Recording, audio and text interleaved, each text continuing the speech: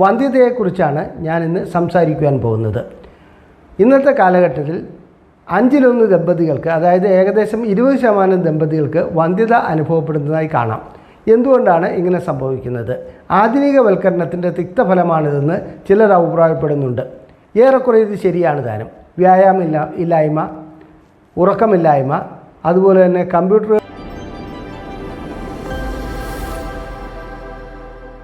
വന്ധ്യതയെക്കുറിച്ചാണ് ഞാനിന്ന് സംസാരിക്കുവാൻ പോകുന്നത്. ഇന്നത്തെ കാലഘട്ടത്തിൽ 1/5 ദമ്പതികൾക്ക്, അതായത് ഏകദേശം 20% ദമ്പതികൾക്ക് വന്ധ്യത അനുഭവപ്പെടുന്നതായി കാണാം. എന്തുകൊണ്ടാണ് ഇങ്ങനെ സംഭവിക്കുന്നത്? ആധുനികവൽക്കരണത്തിൻ്റെ തിക്തഫലമാണിതെന്ന് ചിലർ അഭിപ്രായപ്പെടുന്നുണ്ട്.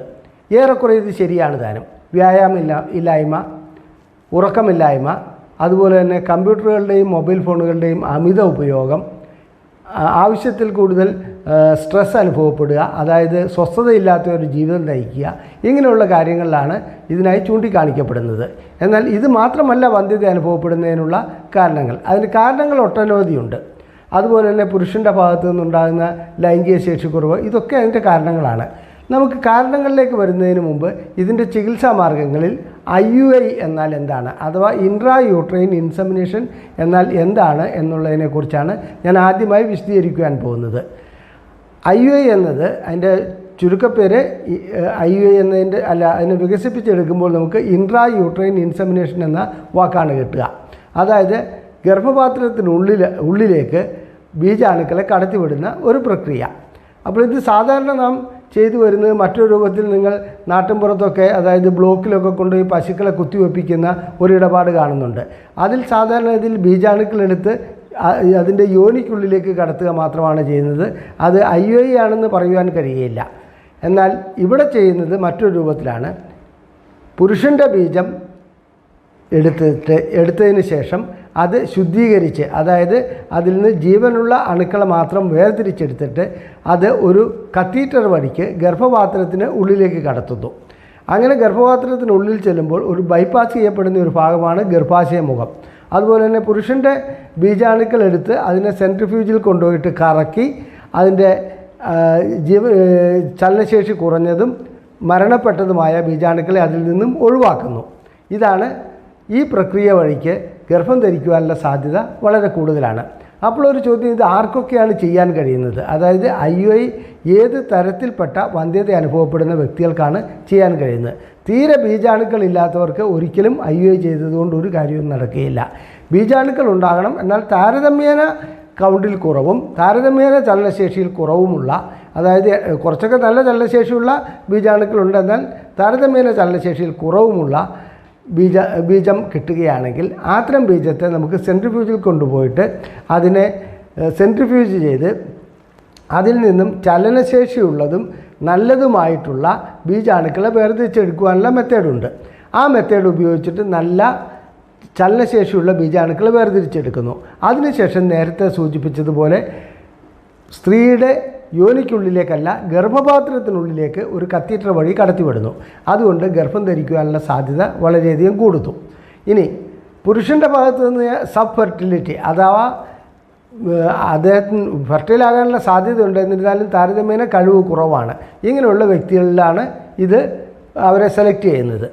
അടുത്ത സ്റ്റെപ്പ്, ചില പുരുഷന്മാരെ സംബന്ധിച്ചിടത്തോളം അവർക്ക് ലൈംഗിക ശേഷിക്കുറവുണ്ടാവും.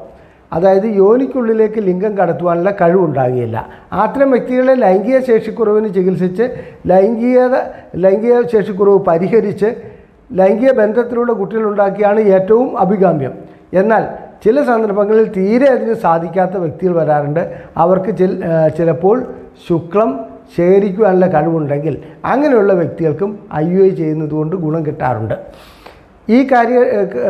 ഇത്തരം കാര്യങ്ങളിൽ ആദ്യം തന്നെ ചെയ്യേണ്ടത്, ലൈംഗിക ശേഷിക്കുറവാണെങ്കിൽ അതിനുള്ള ചികിത്സ നടത്തി പരാജയപ്പെട്ടാൽ മാത്രമേ ഈ അവസ്ഥയിലേക്ക് വരാവൂ.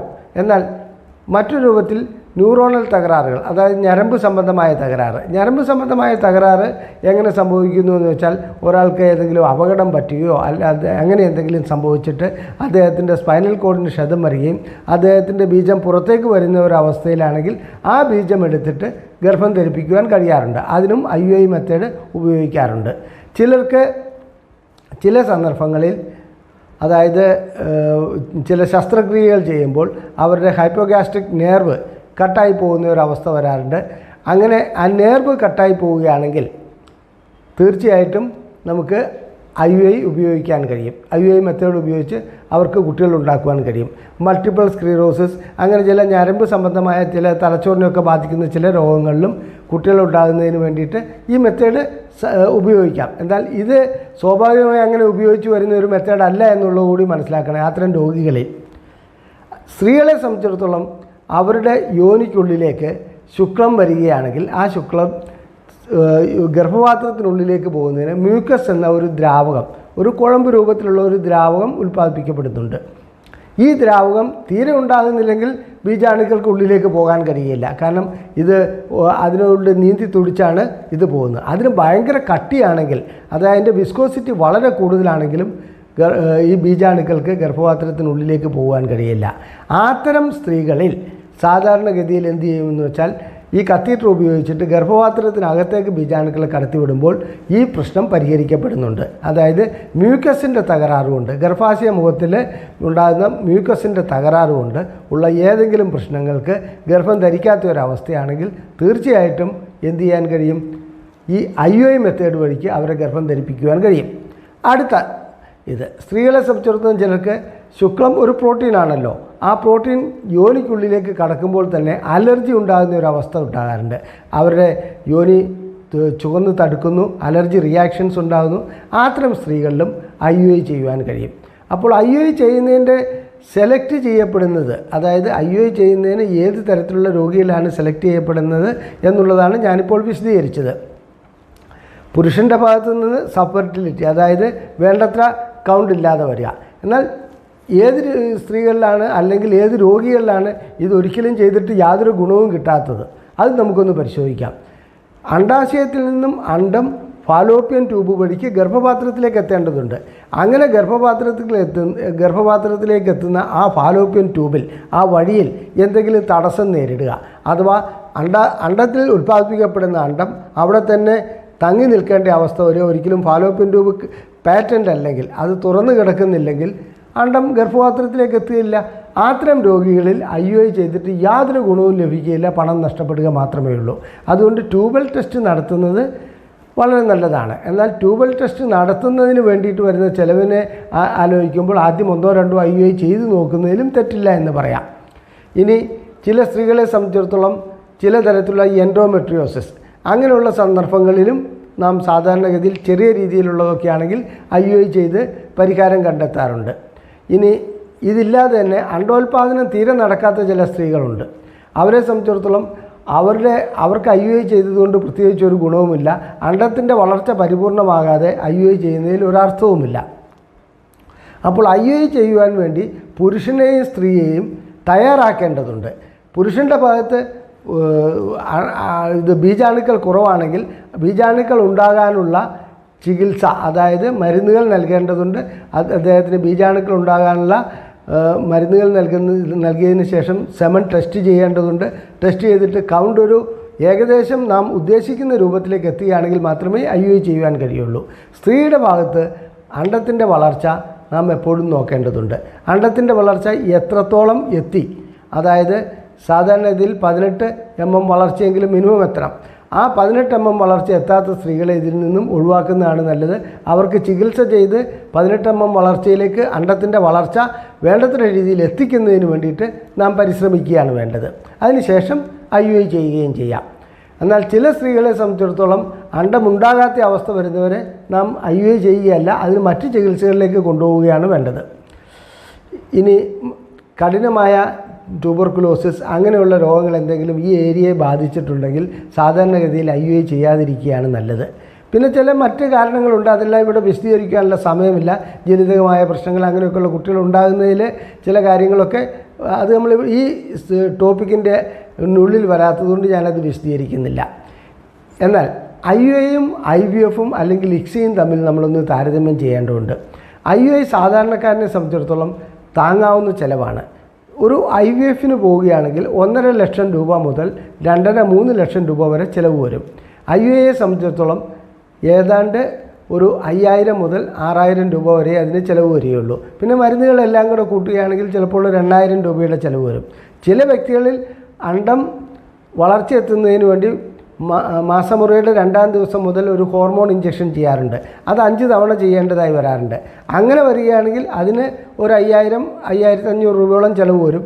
അതും കൂടെ കൂട്ടുകയാണെങ്കിൽ കൂടിപ്പോയാൽ ഒരു 10000-12000 രൂപയെ ഒരു IUI ചെയ്യുന്നതിന് വരികയുള്ളൂ. 5000 മുതൽ 12000 വരെ കൂട്ടുക. അതേസമയത്ത് ഒരു IVF ചെയ്യുമ്പോൾ അല്ലെങ്കിൽ ഒരു ICSI ചെയ്യുമ്പോൾ അതിന് 1.5 ലക്ഷം രൂപ മുതൽ 3.5 ലക്ഷം രൂപ വരെ ചിലവ് വരുമെന്ന് ഞാൻ സൂചിപ്പിച്ചു.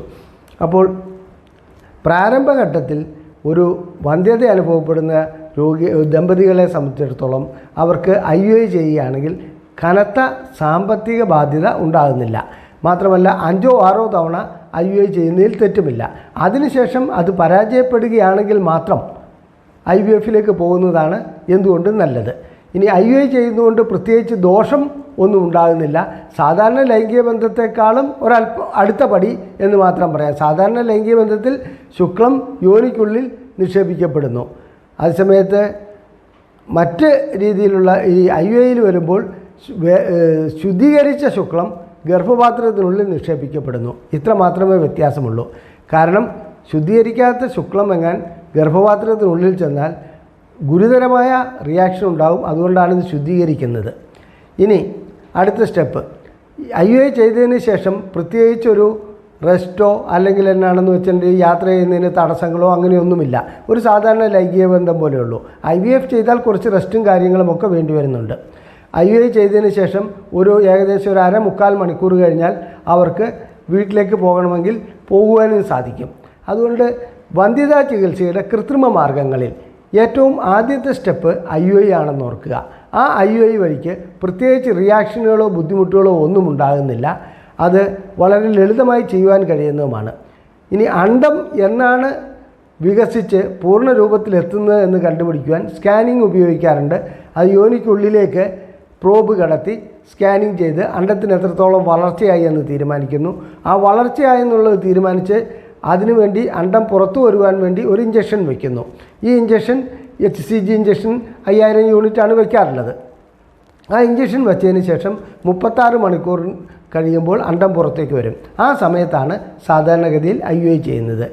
ഏതായാലും വന്ധ്യതാ ചികിത്സയിൽ ഏറ്റവും ആദ്യത്തെ സ്റ്റെപ്പ് ജീവിതശൈലി രോഗമായ ഇതിനെ എന്ന് തന്നെ പറയാം. ജീവിതശൈലി രോഗമായ ഇതിനെ അല്ലാത്ത ഘടകങ്ങളുമുണ്ട്. എന്നാലും ജീവിതശൈലിയിൽ കുറച്ചൊക്കെ മാറ്റങ്ങൾ വരുത്തിയാൽ ഒരു കൃത്രിമ മാർഗവുമില്ലാതെ ഗർഭം ധരിക്കുമെന്നുള്ള ഉറപ്പാണ്. എന്നാൽ എന്നിട്ടും ഗർഭം ധരിക്കുന്നില്ലെങ്കിൽ തീർച്ചയായിട്ടും ആദ്യത്തെ പടി എന്ന ലെവലിൽ IUI ഉപയോഗിക്കുകയാണ് വേണ്ടത്. ആ IUIയെ സംബന്ധിച്ചിടത്തോളം സാമ്പത്തിക ബാധ്യത കുറഞ്ഞു കിട്ടുന്നു. വിജയസാധ്യതയുടെ കാര്യത്തിൽ ഏതാണ്ട് ഒരു 20% ഇതിൻ്റെ വിജയസാധ്യത നിൽക്കുന്നത്. അതായത് 100 ദമ്പതിമാരിൽ ചെയ്യുമ്പോൾ 20 പേർക്ക് വിജയസാധ്യതയുണ്ട്. IVFിൻ്റെയും ICSIയുടെയും കാര്യത്തിൽ 100 ദമ്പതിമാർക്ക് ചെയ്യുമ്പോൾ 30 മുതൽ 40% വരെയാണ് വിജയസാധ്യത. അതുകൊണ്ട് ആദ്യത്തെ പടി എന്ന നിലയിൽ IUI മെത്തേഡ് ഉപയോഗിക്കുന്നതാണ് നല്ലതെന്നാണ് എൻ്റെ അഭിപ്രായം.